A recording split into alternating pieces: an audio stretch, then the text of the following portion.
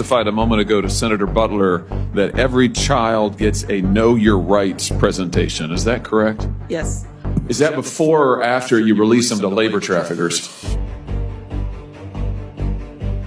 Senator, every child that comes into our care gets a Know Your Rights presentation. Have you read that children are scrubbing dishes?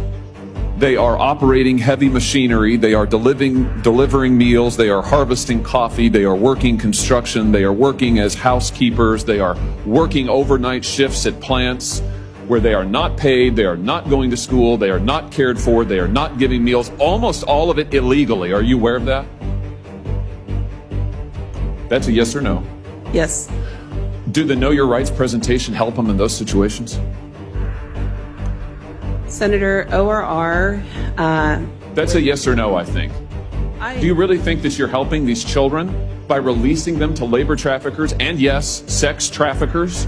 85,000 children whom you have no contact with, and your answer is we gave them a presentation before we turned them over to these people who are exploiting them on a scale not seen in this country for 100 years, a century.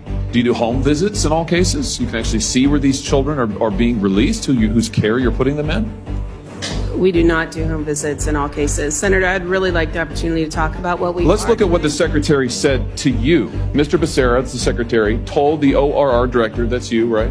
Extraordinary times call for extraordinary people. Yes.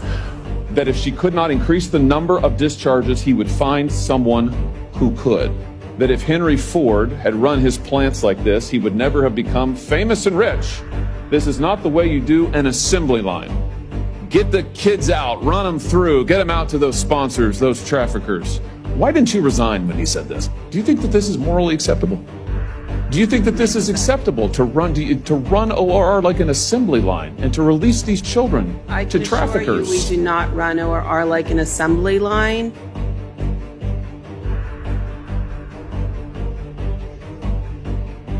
The safety and well-being of children is our top concern. Plainly, it is not your top concern because you have managed to lose 85,000 of them. And they're with labor traffickers. How many are you in regular contact with right now?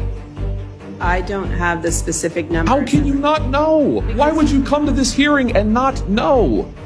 Respectfully, I would like you to do your job and not release children to human traffickers. Respectfully, that's what I would like. I'd like you not facilitate the largest child trafficking ring in American history.